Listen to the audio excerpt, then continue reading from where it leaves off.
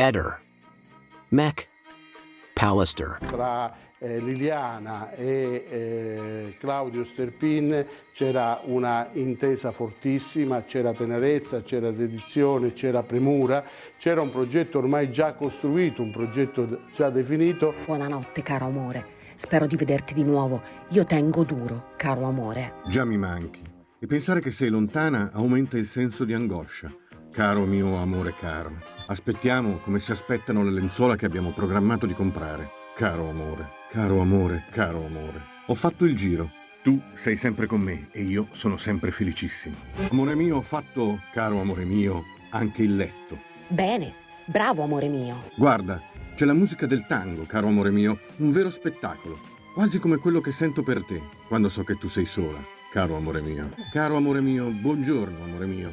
Stai attento, amore mio caro. Vestiti, fa freddo e forse pioverà. Spesso e volentieri i due si chiedevano in codice, come facevano sempre, se il marito, definito l'uomo, fosse in caso o meno per cercare di contattarsi. Ancora sola per chiamare? L'uomo è arrivato subito, doveva portare l'immondizia ma non è andato. Arriva l'uomo, ecco. Non si fa niente qua, tutto rimandato a domani. Poi c'è questo messaggio delle 18:06 del 13 dicembre, poche ore prima che Lilly sparisse. Ok, sono tenace, finirà, amore caro. Vanno a demolire quanto sostenuto dalla procura, e cioè che Lilly si trovava in mezzo a due uomini dalla forte personalità che l'avevano stretta e quindi ha deciso di suicidarsi. Guarda, è sconvolgente tutta questa ricerca per poter dimostrare di essere l'amante, cioè è veramente sconvolgente questo. Io non posso dimostrare queste cose qua, adesso bisognerà analizzare, vedere, cercare di capire. Bastiano. Tutto questo stride con i nostri progetti.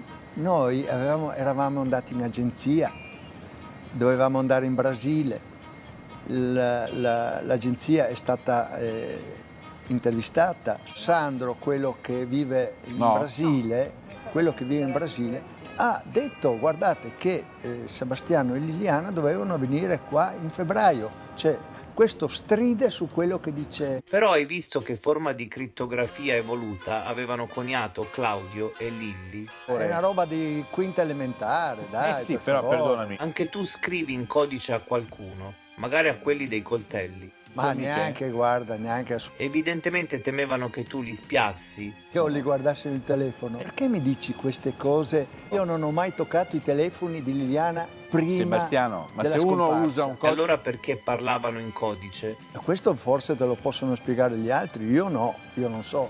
Perché? Guarda, lascio agli altri le risposte, perché io mi rifiuto di giocare come uno delle quinte elementari, dai, per favore. Ci sono solo codici, cioè loro usano delle espressioni che sono inequivocabili. Guarda, un bambino di 5 anni può capire queste cose qua. Qui abbiamo un super testimone che è Liliana. Caro amore E mio. Liliana con forza qui, attraverso questa messaggistica, ci dice non solo che esistesse una relazione, ma questo noi già lo sapevamo, non c'era bisogno di quest'ulteriore massiccia dose di messaggi. Ci dice anche che non c'era tormento, non c'era dubbio, ma che c'era un progetto ben definito che aveva una data di inizio che è il 19 dicembre. In un ultimo messaggio Liliana scrive ok amore mio, sono tenace e non può che scriverlo a Claudio, finirà.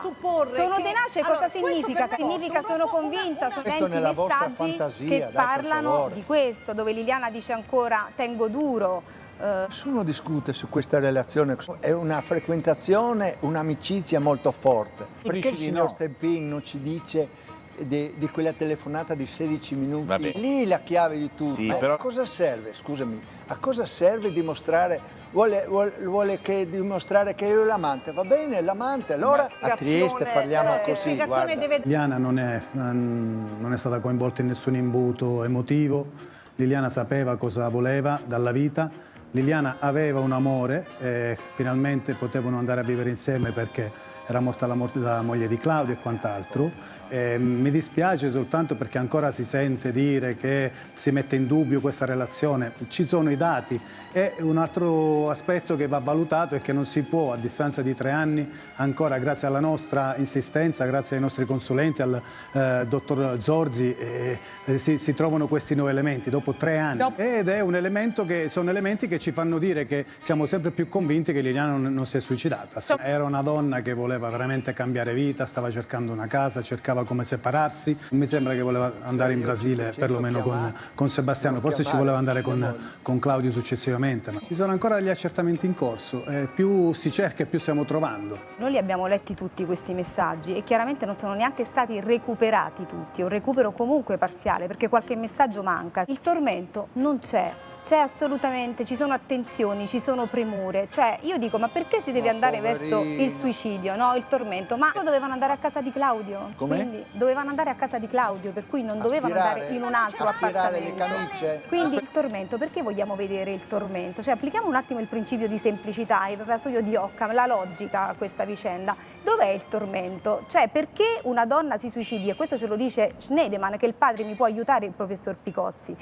Il padre della suicidologia, è necessario che ci sia un tormento, una questione, una situazione di appunto psicache, tormento psichico, dove la vita costituisce dolore e paradossalmente la morte diventa sollievo. Ma dov'è il tormento in questi messaggi? I messaggi recuperati sono solo questi. Ce ne sono ancora degli altri rispetto a quelli che io ho inserito in consulenza. Ce ne sono ancora altri dove Liliana ricorda le date, Liliana ricorda questa data del 19 dicembre del 1981 dove erano stati insieme per la prima volta, ricorda la data in cui si erano incontrati per la prima volta che era il 25 ottobre del 1979 se non sbaglio. Quindi insomma ce ne sono tanti di messaggi che ci dicono che era assolutamente una coppia stabile. Assolutamente sì, c'erano attenzioni, c'erano premure, parlavano della loro quotidianità, dei lavori che facevano in casa, di quando Liliana ha fatto i lavori, ha imbiancato tutta la casa, tutta la soffitta, insomma condividevano tutta la quotidianità e ripeto c'erano premure, attenzione, non uscire, oggi copriti bene, fa freddo. Era una donna introversa, ce lo dicono i familiari, certo. Mamma mia. Dicono che era, sì. E che dovevamo andare in Brasile insieme e progettato tutto quanto. Guarda, Sebastiano, qua l'unico che deve dimostrare che ci fosse una storia ancora, un matrimonio. Ma sì, ma cosa vuoi dimostrare, scusa? Sei tu che lo devi ancora dimostrare, perché anche la procura ti smentisce. A un certo punto aspettiamo che tu dici ci sempre venga che la procura cosa è successo Liliana. Posto? Questo è importante, Sebastiano, non sta roba qua. Figurati, Liliana, sta roba, storia d'amore, vuol dimostrare a tutti i costi che lui era l'amante, che lui era un farfallone, che estrazione di messaggi chiaramente non arriva. Ma cosa serve tutto questo? Cioè io non c'ho Liliana qua che può smentire questo. Che avevano Liliana lo smentisce 600 con i suoi messaggi. Benissimo, e allora?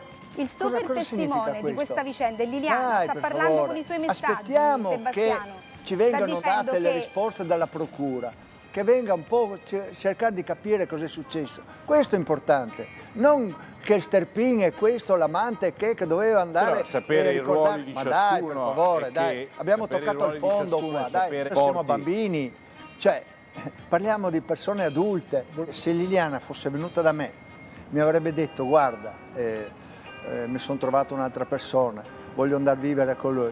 Non lo so, ne avremmo parlato. Stava tenendo duro già da tempo, e soprattutto negli ultimi mesi, ma lei non si sentiva più la moglie di suo marito da molto tempo. Sebastiano, per voi cosa era? L'homo coltellorum. Arriva l'uomo se andava via, sempre in dialetto stretto. Homo vuol dire qualunque uomo è un uomo, obiettivamente, ma anche per rendere più criptato il messaggio. Lei aveva tutte le intenzioni di cambiare vita, ne avevamo parlato a Iosa e non era escluso che a quest'ora noi saremmo marito e moglie. Lei io le avevo prospettato il fatto che con gli anni che avevo di differenza, guarda, parole testuali, guarda che io ti duro poco.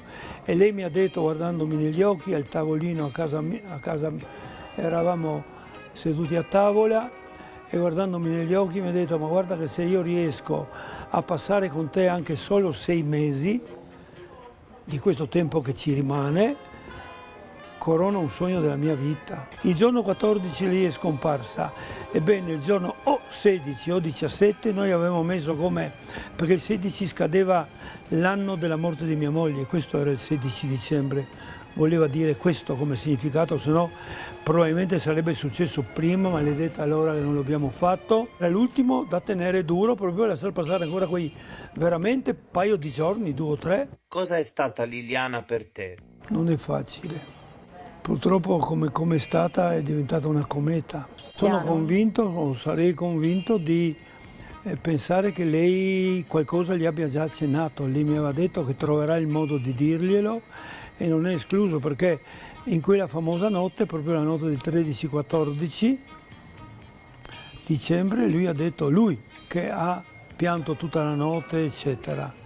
Per che cosa? Sarà sorta l'ultima baruffa probabilmente fra loro. Lui è il marito di Liliana o il vedovo o il diversamente affranto vedovo di Liliana, vuol dire affranto come dice lui, ma forse un poco meno. Sebastiano mi ha tacciato nei primi tempi soprattutto di aver preso per il C Fondelli tutti gli amici e i parenti soprattutto di Liliana, raccontandogli una storia che non era vera e per cui io li ho presi per.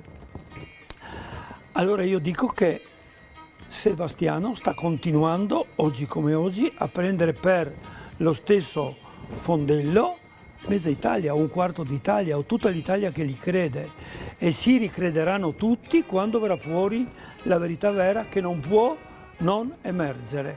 Di questo io sono estremamente convinto, che non manca tanto che il pallone scoppia. Sì, ma è vergognoso, sono cose che sono già state dette, queste cose è vergognoso perché sono parole sue, non ho Liliana che mi può confermare o negare queste cose qua, sono cose sue, dette dalla sua mente, capisci? Un grandissimo interrogativo da farci è proprio questo, perché la procura ha fatto così male a Lilli, perché in realtà questo tipo di lavoro lo doveva fare la procura, era un'indagine mal condotta. Ma dai, vergogniamoci, dai. Sebastiano, di solito sei super sportivo e attrezzato nel vestiario, ma come mai il 14 dicembre, quando vai a fare il giro con la GoPro, avevi tutt'altro tipo di abbigliamento? No, diciamo che io ero vestito, vengo fuori dallo studio, io la bicicletta ce l'avevo in studio, avevo fatto il mio giro, avevo fatto i coltelli, di conseguenza io ero vestito così.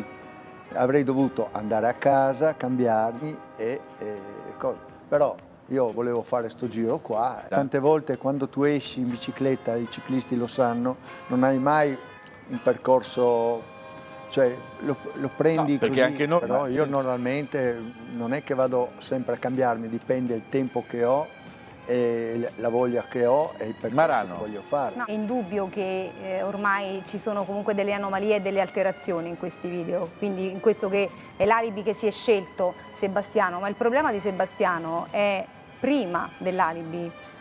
Quello che fa dalle 9.04 fino poi alle 12.13 che lui inizia questo percorso, perché in realtà sta 3 ore dentro a questo magazzino col cellulare spento e ricordiamoci che lui nega di avere in uso quel magazzino agli investigatori, sottraendo di fatto il magazzino a una verifica immediata e gli investigatori diranno perché ha negato di avere in uso il magazzino e lui risponderà perché gli facevo questo tipo di attività, che non può essere neanche questa una motivazione valida, perché in realtà lui subito dice che quella mattina fa il giro per quell'attività, per cui non può essere una motivazione valida quella, no? Sebastiano non deve fare nulla, è quello che doveva fare la procura, perché la procura ci dice che insomma non era modificabile la GoPro, lo dice in modo chiaro, quindi non è stato così approfondito, insomma non è stato fatto nessun tipo di accertamento, invece adesso sta venendo fuori che ad esempio lui aveva fatto questi 454 video e non riusciamo a capire per quale motivo Sebastiano sente l'esigenza di andare a provare la GoPro, ne aveva fatti 454 prima. Sono delle riflessioni che noi dobbiamo fare. Abbiamo scoperto invece che, e questo è un dato che non avevamo, è un dato che fino a qualche giorno fa non avevamo, quello che la GoPro non si sintonizza in modo automatico con data e ora e che ci può essere una manovra manuale, inserimento di data è ora a mio piacere. Tutto può essere, tant'è che c'è l'indagine in corso, però ripeto, il dispiacere è che siamo a 3 anni e qui l'unico, non ci sono piste, ipotesi alternative. Ehi, non dimenticare di iscriverti a questo canale.